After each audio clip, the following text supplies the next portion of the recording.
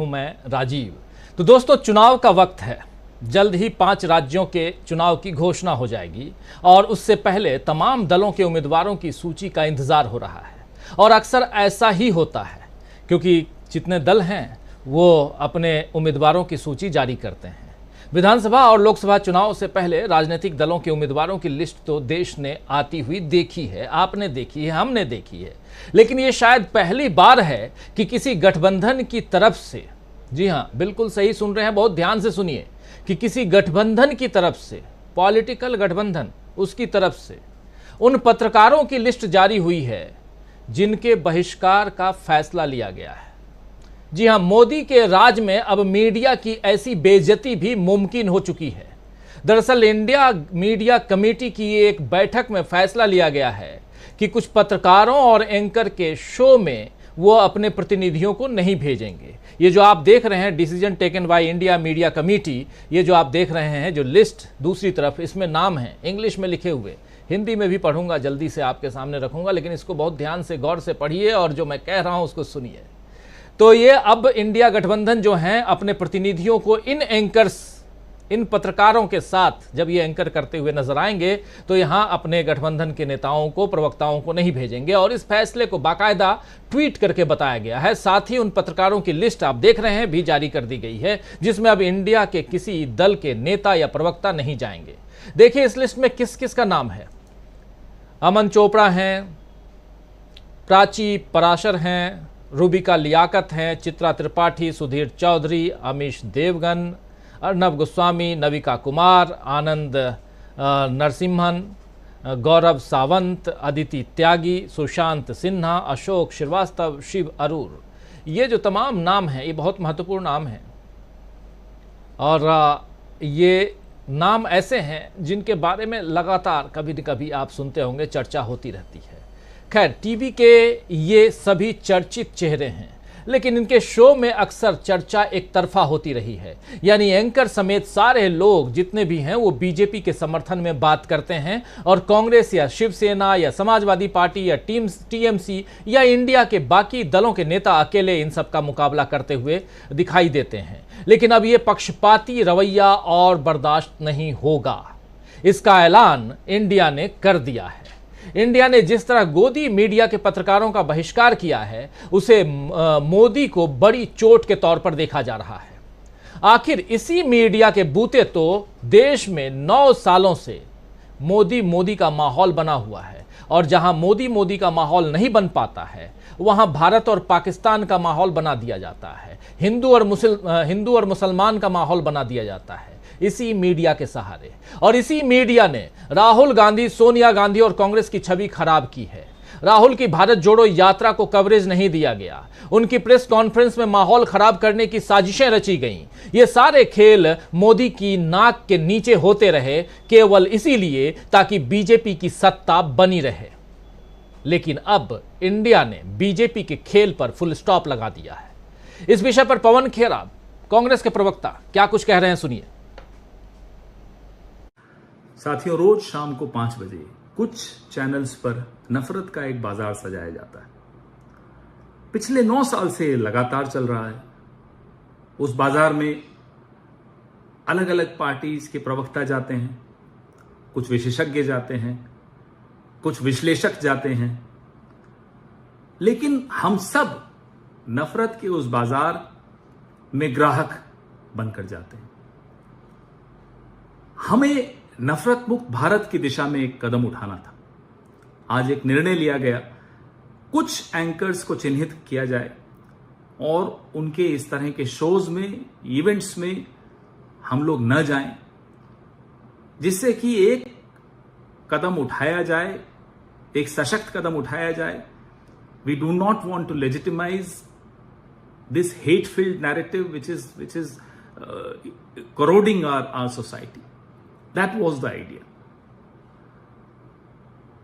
आप हमारे नेताओं के खिलाफ हेडलाइन बनाते हैं, उनकी मीम्स बनाते हैं, उनके भाषणों को ट्विस्ट करते हैं, आप फेक न्यूज फैलाएं, कुछ भी करें, हम जूझने को तैयार हैं, लड़ने को तैयार हैं, आज तक लड़ते ही आए। लेकिन समाज में अगर आप नफरत पैदा करेंगे, और वो भी ऐसी नफरत जो कि हिंसा का रूप ले ले, हम उसमें भागीदार नहीं रहेंगे।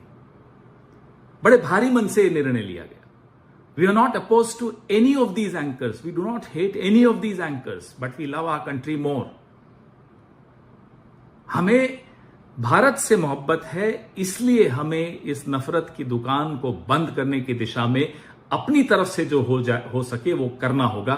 यही सोचकर हमारे इंडिया अलायंस के तमाम सदस्यों ने यह निर्णय लिया कि हम इन नफरत के बाजारों में नहीं, ग्राहक बनकर नहीं जाएंगे। जुड़ेगा भारत, जीतेगा इंडिया। और एक जुड़ता हुआ भारत, इसमें नफरत की कोई जगह नहीं हो सकती, यह हमारा मानना है। और उम्मीद है आने वाले दिनों में वक्त बदलेगा, स्थिति बदलेगी।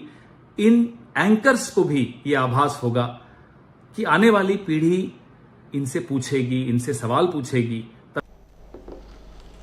तो नफरत के बाजार में मोहब्बत की दुकान की बात राहुल गांधी कहते आए हैं, और इन एंकर्स का नाम लेके जो कहा जा रहा है और जो यहां पवन खेड़ा कह रहे हैं, बहुत महत्वपूर्ण बात कह रहे हैं कि हम नफरत का हिंदुस्तान नहीं चाहते हैं।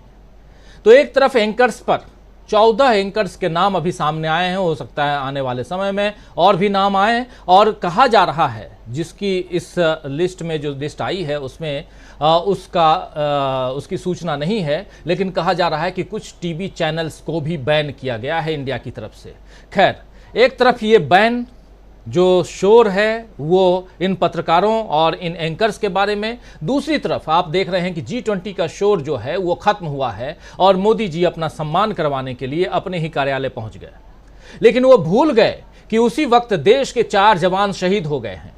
जम्मू कश्मीर के अनंतनाग में 3 अधिकारी और 1 जवान शहीद हो गए। लेकिन मोदी जी के पास इतना वक्त नहीं है कि शहीदों को श्रद्धांजलि दे दें, उनके परिजनों के लिए सांत्वना के 2 शब्द बोल दें। लेकिन मोदी तो एक बार फिर चुनावी मोड में दिख रहे हैं। हालांकि इस बार मोदी झल्लाए हुए, बौखलाए हुए और हताश नजर आ रहे हैं। घरेलू मोर्चे पर उन्हें जिस तरह इंडिया का सामना करना पड़ रहा है, उससे उन्हें समझ आ गया है दोस्तों कि इस बार चुनावों में बीजेपी की दाल शायद नहीं गले। वैसे तो राम मंदिर के उद्घाटन से लेकर सनातन तक सारे मुद्दे बीजेपी ने तैयार कर लिए हैं, लेकिन फिर भी इंडिया के कारण जो धुकधुकी मची हुई है वो शांत ही नहीं हो रही है। इसीलिए अब मोदी झल्लाकर इंडिया पर अपने हमले और तेज कर रहे हैं। आज ही मध्य प्रदेश में मोदी ने फिर से इंडिया को घमंडिया कहा और इंडिया के लिए एक नया नाम उन्होंने दिया है। हालांकि ये नया नहीं है, लेकिन फिर भी इंडी अलायंस भी कहा, यानी इंडिया नाम बोलने से मोदी को अभी भी शर्म आती है। खैर, मोदी ने कहा है कि उन्होंने हाल ही में मुंबई में एक बैठक की और उन्होंने, मतलब इंडिया ने, और मुझे लगता है कि उन्होंने वहां घमंडिया गठबंधन को कैसे चलाया जाए इसकी राजनीति और रणनीति तैयार की। उन्होंने एक छिपे हुए एजेंडे पर भी फैसला किया है। ये रणनीति भारत की संस्कृति पर हमला करने की है। उन्होंने भारतीयों की आस्था पर हमला करने और उन विचारों, मूल्यों और परंपराओं को खत्म करने का फैसला किया जिन्होंने देश को हजारों वर्षों से एकजुट किया है। तो साफ समझ आ रहा है दोस्तों कि भारत की परंपरा और संस्कृति के नाम पर मोदी राजनीति कर रहे हैं, क्योंकि ये देश जितना बीजेपी का है उतना ही बाकी दलों का भी है। लेकिन बीजेपी सब पर अपना ही हक जमा रही है। जिन मूल्यों और परंपराओं का हवाला मोदी यहां दे रहे हैं उसमें से बहुतों को संविधान में शामिल किया गया है, लेकिन मोदी ने अपने शासन में संविधान की भावना की कितनी रक्षा की, ये सवाल अब उठने लगे हैं। सवाल यह भी है कि लोकतंत्र का कितना सम्मान मोदी अपने शासन में रख पा रहे हैं, क्योंकि अगर लोकतंत्र की गरिमा रख पाते तो इंडिया के नेताओं को गोदी मीडिया के एंकरों का बहिष्कार जैसे बड़े कदम नहीं उठाने पड़ते। इस तरह का बहिष्कार मीडिया के लिए तो शर्म की बात है ही कि अब उसकी साख इतनी गिर चुकी है। यह बहिष्कार सत्ता में बैठे बीजेपी के लिए भी करारा तमाचा है, क्योंकि अब बीजेपी प्रायोजित कार्यक्रमों में जब इंडिया के लोग जाएंगे ही नहीं तो बीजेपी नेता चैनलों पर एकालाप करते रह जाएंगे। न कोई उनके तंज सुनने के लिए बैठा होगा और न कोई उनके गलत आरोप सुनेगा। न एंकर किसी को उकसाएंगे और न उनके कार्यक्रमों की टीआरपी बढ़ेगी। एक तरफ से इंडिया ने गोदी मीडिया और मोदी दोनों को करारी चोट दी है, ये कह सकते हैं। इस चोट के बाद हो सकता है कि आने वाले दिनों में इंडिया और कांग्रेस के खिलाफ जहर उगलने का सिलसिला और तेज हो जाए, मगर ऐसा करने से जहर उगलने वालों की पोल जनता के सामने खुल जाएगी। कुल मिलाकर इस समय इंडिया और कांग्रेस के लिए विन विन सिचुएशन है, यानी हर तरफ से फायदा हो रहा है, जबकि अपनी सत्ता जाते देख अब मोदी बौखलाए हुए दिख रहे हैं।